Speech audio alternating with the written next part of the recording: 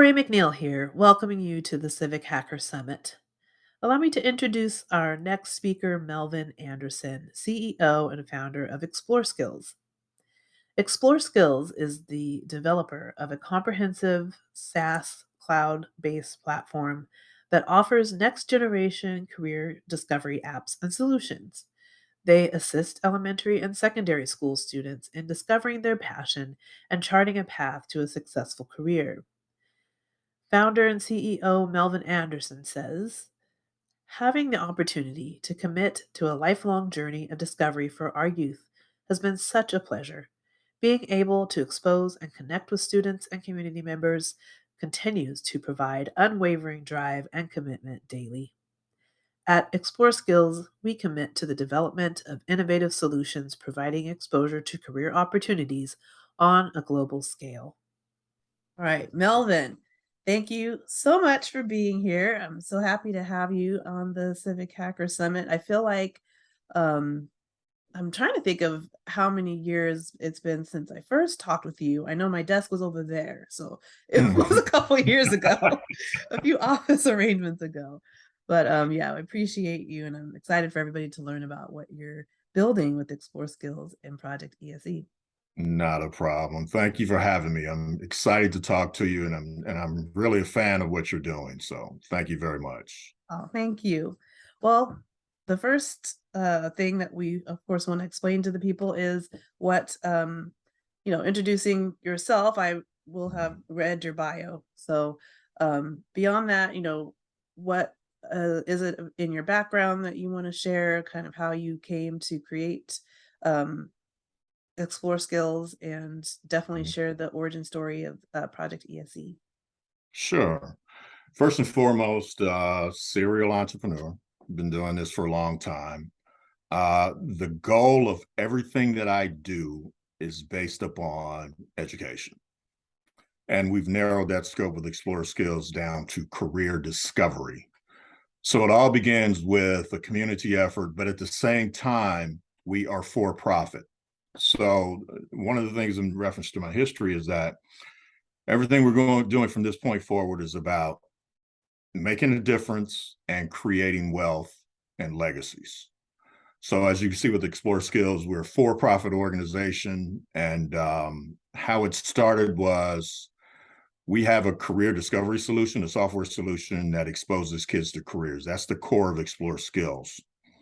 And the particular product is based upon how does a student discover a career based upon a brand? How many careers are involved in taking a shoe, a sneaker, from an idea to my foot? Kids don't realize it's more than 500 careers. How many careers are involved in creating the latest Spider-Man movie? More than 1,000 careers. If you count the credits, then you'll discover that. So our software ecosystem exposes kids to careers via brands. exploreSkillz Discovery, which is our new company, is a spinoff. We concentrate on Project ESE. So that's how we got to the point of Project ESE, is based upon the career discovery and the impact of esports. Okay. And so now in my little corner of the world and the internet, I'm not really I didn't have a huge awareness about esports and how big of an industry it is, and what it involves. So for people who live under a rock like me, why esports, and how did you what is that like? Is that something that the youth are really, they know about this, or are you finding you're introducing that whole thing to them? And actually, before COVID, I was where you are. Mm. And I just so happened to discover esports in an article, to where the article was about that the viewership of esports will be more than most major league sports in the next 5 years. So that caught my attention. So the next thing you do is go to the revenue. They generated 1.3 billion in revenue in that particular year. I think it was 2019, 2020. So now you have my interest. So the third thing is, how many of kids in marginalized communities are taking part in this process? At the time, there were zero. Mm, And there was a legitimate reason, is that at the time there were the cost of a gaming computer was an outreach for most kids. So I understood, but we didn't let it go. So at that point, we knew it was a need. And then we selected a community, the HUD community, the marginalized community, and that gave us a target market dealing with exposing them to esports, because those kids want it as badly as anyone else. Well, to 2021, they began to not migrate, but add the mobile esports. okay. Now you bring those kids into play because everyone has a mobile phone. So we had to wait a little bit and figure out, while we're designing this, is how do we bring those kids in marginalized communities into the game? Now, over the last couple of years, we have to thank the HBCUs to bringing it exposure to everyone throughout the nation, especially in those marginalized communities. So we thank them for the exposure along with what we're doing in reference to the market. We have chosen a niche market, which is strictly, primarily, solely kids in U.S. Department of HUD communities. It's their league and only their league. No one else can get in. So Okay. now it's popular because HBCUs have jumped on board, and it's just becoming a huge industry. All of you influencers, athletes, and entertainers are getting into it. So that's what's taking our initiative to the next level, is now we don't have to prove the market. The market is proven. So that's how we got into the esports angle. Okay. And so with kids in HUD communities, what is the size of that population really? I don't think people necessarily know, um, how many kids are actually living in these developments or Yeah, families. Yeah. there is a small fraction of the population of the United States. And our thing is, we don't really care the size. It's based upon how we create our revenue. So let me tell you how we generate our revenue on this, how it works. Again, we're a for-profit company. Mhm. So the goal of esports is to get you to watch the competition, just like I would watch an NBA game, NFL game. Okay. That's what kids are doing now. They'll watch someone play video games like I watched the Chicago Bears play football. So if the goal is to get them to watch, then we need to create a vehicle that will get participation and viewership. So if you look at esports and look at Project ESE, we've aligned the league with the NBA marketing model. Hip hop, apparel, soundtracks. The game we're going to use is NBA 2K. So we're concentrating on the angle for two reasons. Number one, now we can align ourselves with influencers from those communities. There are a lot of NBA players, NFL, Major League Baseball, rappers, and entertainers from HUD communities that we're going to reach out to be influencers. And so from there, it creates a global audience. NBA, they had an article 2 months ago that they're up to 1 billion fans worldwide. So if we Wow. can participate in creating a product that kind of aligns with the NBA, which is basically their players, we capture some of that audience. So how do we create our revenue? The revenue is not based upon the participation from the participants, the individuals in the HUD communities. It's based upon watching the competition. Okay. So our professional league, ages 19 to 28, the esports league starts in March and ends in August. August is going to be our time to where we do our championship series, and we're going to sell NFTs for $10 worldwide. Okay. So now we're bringing the kids into cyber, AI, and NFT blockchain. So Mhm. there'll be an NFT marketplace for every HUD community. But in order to view the championship, you must buy a $10 NFT. Okay. Our goal is to get 10 to 20 million people during that month of August, as 100 to 200 million. Mhm. Now, with the right influencers, that can be done easily because of what people follow: NBA players, NFL, hip hop, all those things come into play.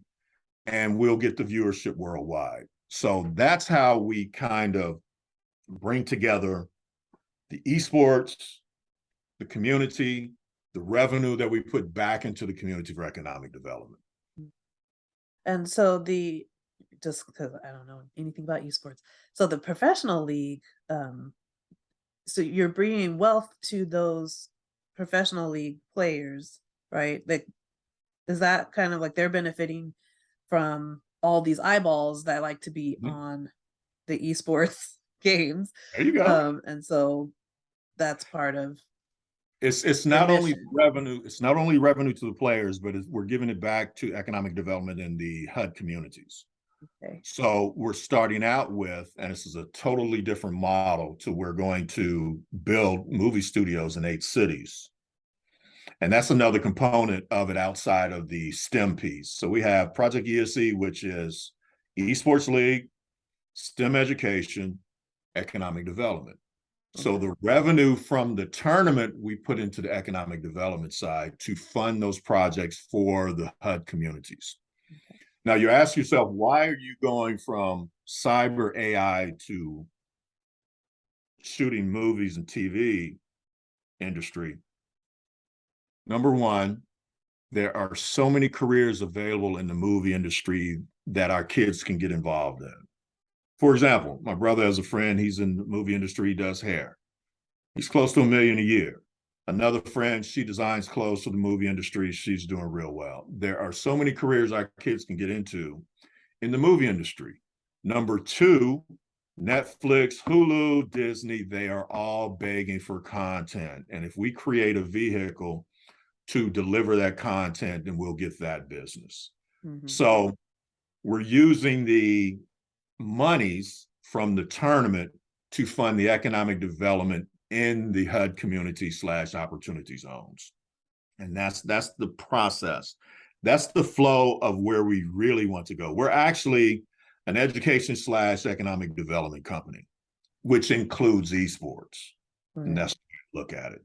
So the flow is get them engaged in esports, get their attention, introduce cyber and AI, and NFTs and blockchain, social tokens, and then from that interaction with the influencers, create the funds to fund economic development projects. That is ESE in a nutshell. Okay. Yeah, thank you for explaining that because, as I was saying, Project ESE, like I didn't really, yeah, it does stand for esports education and economic development. But So, that's something I have yeah, to explain because the yeah. majority of the conversations are like this. They're in a category. Either I'm talking about esports or the STEM Hmm. piece or the economic development. I have to start with how they all blend together because a lot of people are like, where do you get cyber and movies? So Yeah. Yeah. as we look at the entire ecosystem, Hmm. it all fits. It all fits because it creates, again, exploreSkillz is all about career discovery. That's the Hmm. core of everything we do. And in this entire process, you see career discovery, even starting with esports Right. and ending with the movie industry. And in addition to the economic development, there are a lot of businesses that succeed around a movie studio, dry Hmm. cleaners, hotels, restaurants, barbershops, beauty shops. Those impact the community as well. So this comprehensive solution has separate silo components, but when you back up, it's a well-oiled engine that creates career discovery and economic development for HUD communities. Right. And, it kind of had a few things. I'm gonna try to capture them all as they were coming up as you were talking. Just thinking about kids, they don't like we as looking back as trying to help the children. We Mhm. know like these discrete like careers that you can describe and put labels, but like you're saying, you're approaching them through like they're not thinking about that job title in the credits of the movie, right? They're Mhm. thinking about like this is I really love films. I really love movies. I would love to, have a job where I got to work on that. Maybe Mhm. if they're, getting that far, depending on their age. And so I think it's smart to, remember like, yes, there are careers to discover, but that discovery is coming through not, hey, do you want to be a X. It's, you know, hey, you're already interested in this brand or, this movie. So, um, yeah, Well, it's, one of the when I do public speaking with kids, I speak, and one of the questions I have, I'll show a brand. So I'll show the latest movie, either a trailer or a poster. And then I'll ask the question, who loves movies? And you'll get 100%.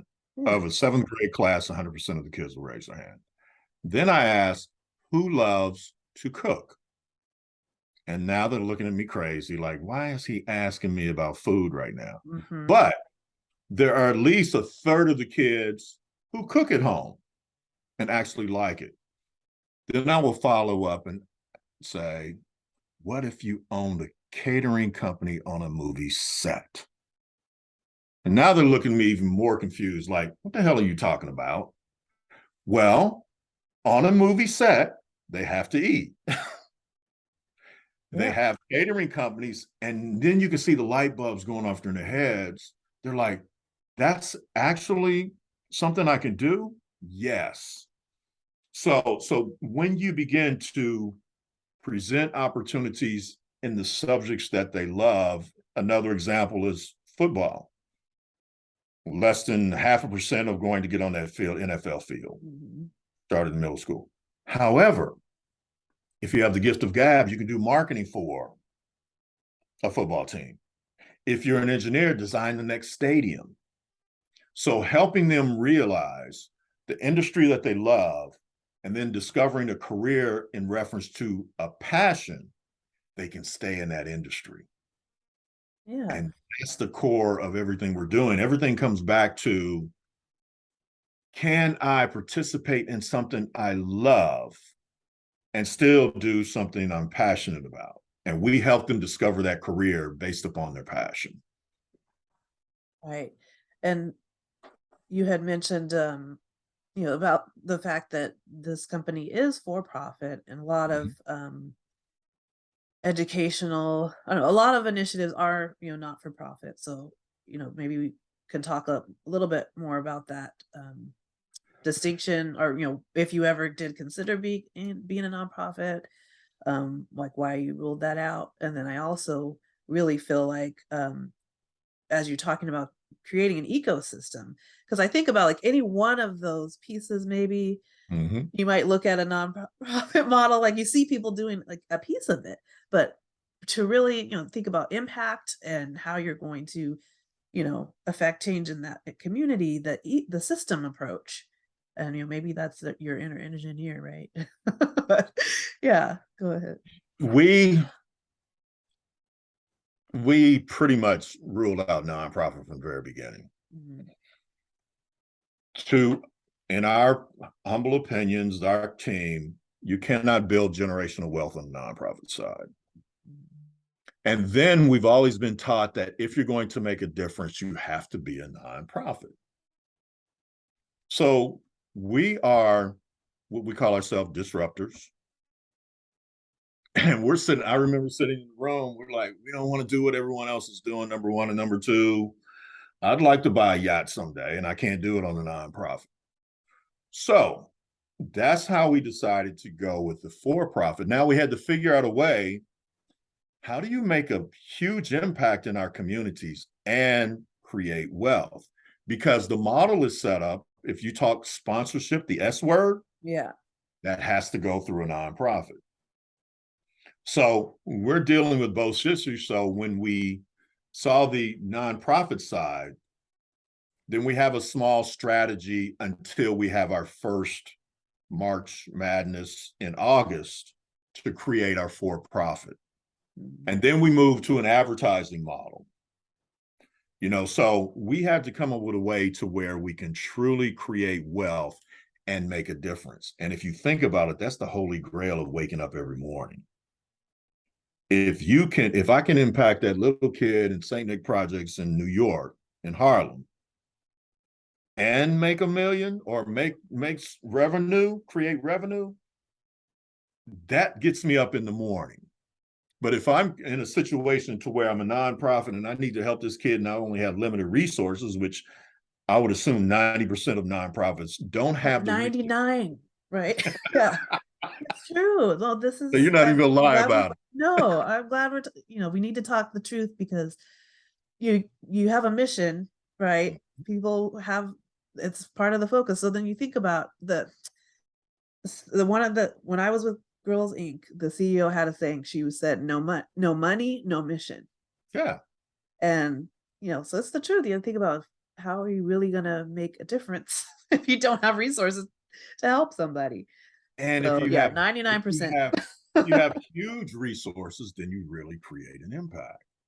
So we had to go through that, and everyone we talked to was like, I didn't know there was another option. If you're going to make a difference, you must have that 501c3. And our thing was, no, we want a C corp, and we're going all in. But we had to figure out a way to create the revenue. And one thing that helped us figure it out is if you look at the advertising budget of the global 500, just the advertising budgets worldwide on the top 500 companies, it's larger than every school district's budget, whole budget in the Mhm. nation. So what are we talking here? Where is the true impact on making a difference? So then we ran into another situation to where you can't talk about advertising in schools. I don't want my kid exposed to products. And my thing is, Nike already has your kid. Those shoes that they come home and ask you for, where do they think they got that The idea? brands have the kid. So Yeah. we decided, since the brand's already in their place, why can't we create an opportunity to where the kids can discover opportunities within the brand itself? And that's where we are. And it still has some roadblocks, but Yeah. our thing is, as we tested our solution, when that kid sees that sneaker, I have their attention. And then when I reveal to them all the careers behind it, now they perk up again. Okay. You mean I can actually work for a Nike, Reebok, Adidas, or someone like? Yes. Okay. So we're taking a different approach, but it's led with the for-profit thinking, with the nonprofit agenda, make a difference. And we feel you can do it with both. Yeah. Absolutely. And so with the going back to esports as a vehicle for STEM education, I definitely wanted to talk about another thing that you introduced me to. I've learned so much. AI for all. I hadn't been aware of that organization, and you have a partnership going with them. So I definitely want to talk about that because I think we think about skills and careers. Like, yes, I tell young people that to think about the fact, like, if they're looking at something that is, in digital, right? Lately, my conversations are about GIS, and, they're thinking about going to somewhere else because, if you live in a certain type of area, a lot of it, right? You don't have Nike headquarters, there, but to think about, like, you can be at home in your community, buy your coffees in your community and Mhm. do that work. So I like with the AI and cyber, those kind of careers that these folks would be able to not necessarily have to leave where they grow up. So I mean if they want to, like, then that's another great thing. They have mobility, but yeah, talk about that Mhm. partnership and how that curriculum is fitting in. So it started with, if we go back to when we first started the conversation about Project ESE, it was based upon just STEM in general. We're going to provide STEM solutions. What we discovered is that everyone on the planet is providing STEM solutions. So, what would separate exploreSkillz and Project ESE from every other university nonprofit out there? Nothing. So, we stepped back and just looked at, okay, where is the true need in technology right now? Cyber and AI. Mhm. Why don't we concentrate on those two and stay narrow and become a pipeline for corporations and HBCUs. So then we decided we're going strictly with cyber and strictly with AI. So instead of developing our own curriculum, we were looking for someone who provided the curriculum. Cisco Systems was the easiest one. They have the networking academies. Mhm. Comes with an entire curriculum. So it was perfect for the cybersecurity side. And we're thankful to Cisco to let us become Networking Academy. We were searching for an AI component because, again, we didn't want to create our own curriculum. And as we were looking, this particular young lady, she's on the CEO, she was on an interview and we started looking into it. And one thing that caught our eye was it's a non-technical program. It doesn't make sense to technical people. They're like, I can talk about AI and non-technical because we're against one thing in dealing with our kids, the C word, coding. Mm. We don't like saying coding because you shut down 40% of your kids just with that word. Because you push them into a silo of, I don't like math, I don't like coding, and you shut them off. But if you present them with an opportunity to learn and then 70% through the curriculum, they figure out they're doing AI, now that gets our attention. And that's what AI for All does. It's a non-technical, it sounds insane, but it's a non-technical solution for AI discovery. And for our demographics, that's a perfect fit. It's for any kid because, again, the C word code, the M word math shuts our kids down. The marginalized community, it shuts them down. But if we're able to present a situation to where they've agreed to even talk to us about AI and hip hop, AI and movies, AI and what the kids are attracted to, and by the time they get through it, and they're like, I thought we were learning about AI. You did. That's what's going to make us successful in the HUD communities is the fact that we don't come in boasting that you have to be this high-tech person. Mm. So AI for All presented the best curriculum to achieve that agenda, and we're excited to work with them. We're definitely excited to work with them. Now, what we're doing now is so our model is we work with HBCUs and we train HBCU students to be the instructors for the Project ESE participants. Ages 13 to 18 get free cyber and AI training. HBCU students, those are internships.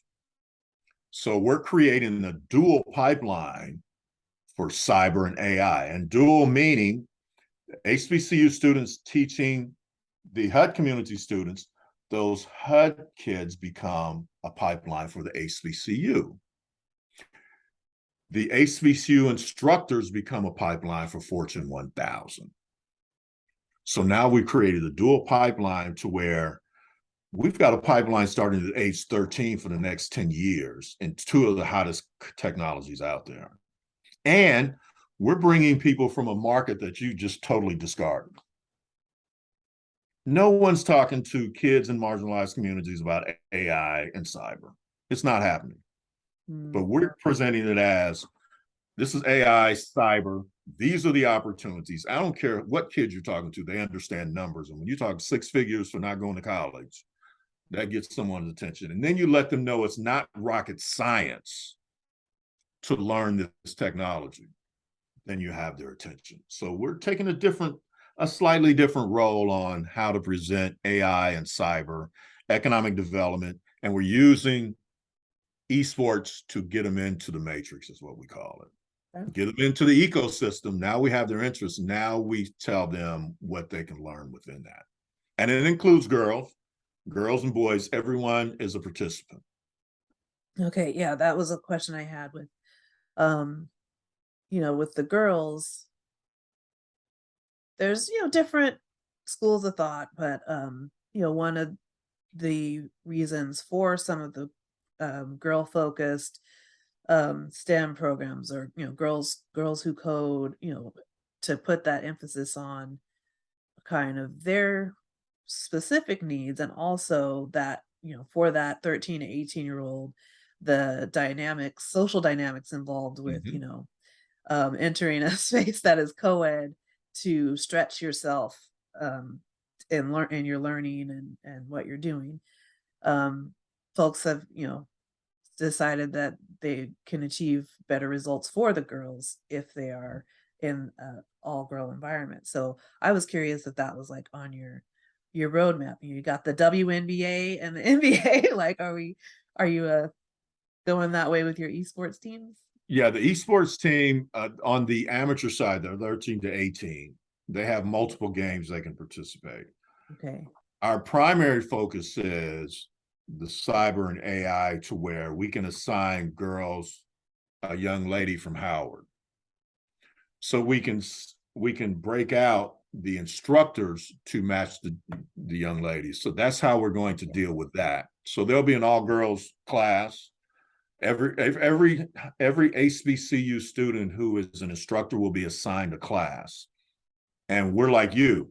We'd rather have a gender specific instructor for a group, because like you say, they learn better when they're amongst their own, kind of like the HUD community. The reason we're not letting anyone else in is because if we allow them to call this their own, then we would have more participation opposed to letting everyone in.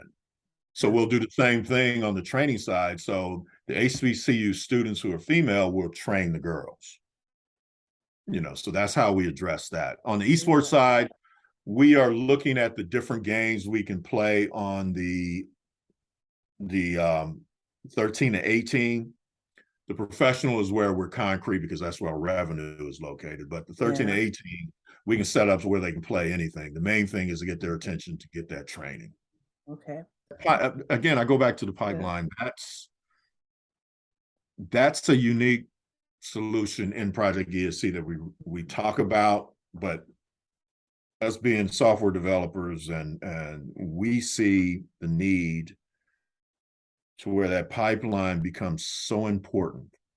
And Mhm. for example, our pitch to corporations now, we do webinars on how to build a cyber AI pipeline for the defense industry or Okay. the energy industry or healthcare. We're going to concentrate on those three because we see those as national security issues. Yeah, they have cybersecurity and retail and those two things, but we as a company, we want to concentrate on those three. So we think that pipeline is such an impact that we have to figure out, again, how do we get their attention? How do we keep their attention? And how do we get them through the curriculum to where they become an HBCU student at Howard or Hampton or Spelman or Morehouse? Then training that HBCU student to become a cyber professional with Walmart, Procter and Gamble, Lockheed, those individuals. Mhm. So that is one of the most important components of Project ESE, is to create that pipeline for a national security issue that has to be addressed. Yeah. And we don't use that in marketing, no, but as a company, our goal is to get that pipeline and keep it filled, Yeah.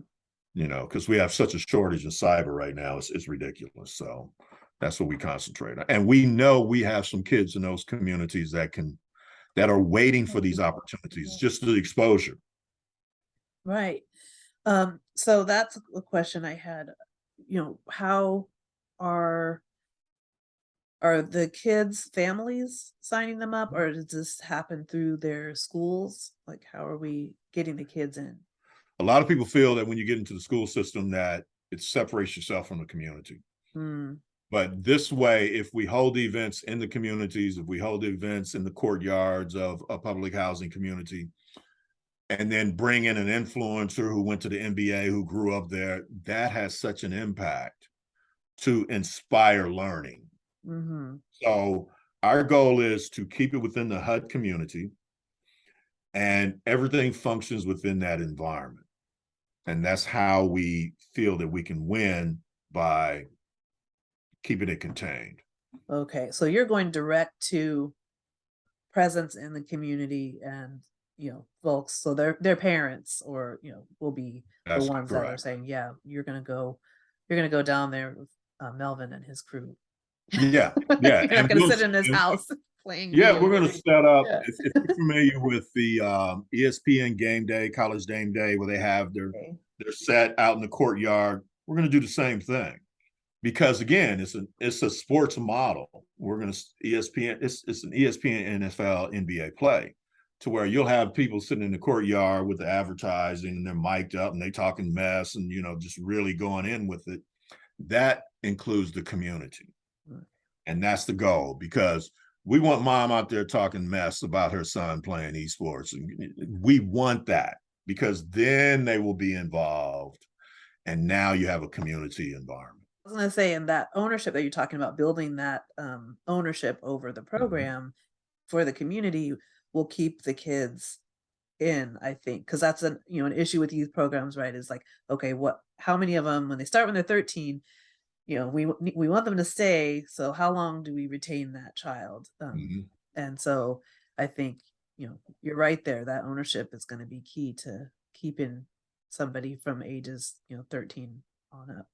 Yeah, yeah, I think that that community connection is the win. Two things is going to make this actually three. Number one, calling it their own. This is their league. Project ESC belongs to them. No one else can get in. And I catch hell with that, because people are like, well, I have a son and he's not getting in if he's not under that zip code. Make your own league. Yeah, no one's Preach, stopping you. preach. Number two is the fact of, when you create that opportunity and show how it impacts the community itself, you bring more support in. So, and then number three, the influencers going to take it to a whole new level, Yeah. because we've already run the numbers on professional players, collegiate players, D1, rappers, entertainers who come out of HUD communities. Mm. And our numbers are based upon, if we get a minimum of 5 key influencers, the numbers go out the door. And we'll get 50 when it launches, because it's a community thing that they own and they can call their own. They can go home and brag about it and it'd be big. So we're excited about the influencer side, because we've made it to where it's their own. We're just bringing them a canned solution. Right. And so, yeah. So, what is the timeline like for launching? You mentioned in August, there's going to be kind of a big game Yeah, yeah. tournament. So Right. how it works is, we start registration for the esports in November, Okay, and the coming up. league starts in March. So kids will be able to sign up. And then the season goes from March to August each year. Okay. So August is the final, like a final 4 month, to where we're going to do the championship, all-star, and then we're going to do a hip-hop concert in Metaverse, which is going to be huge. So that $10 NFT covers the entire month of activities. Okay. And we're starting now on getting HBCU students on board for internships, and they'll start training in. So they will train under Cyber and AI for All and Cisco. And March, they'll start training the kids. So Okay. our timeline starts now, building up to March when everything launches.